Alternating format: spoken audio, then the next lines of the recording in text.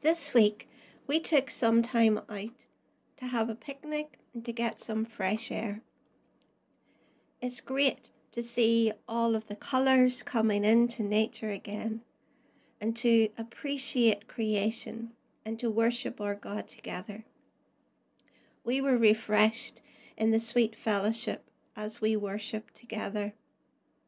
We bring you today a song and with some of the photos from that day to remind you that God's got an army and that we each have a place in that army. God has a plan and a purpose for each one of us. Are you ready to let God go and let Him have His way in your life? Be encouraged today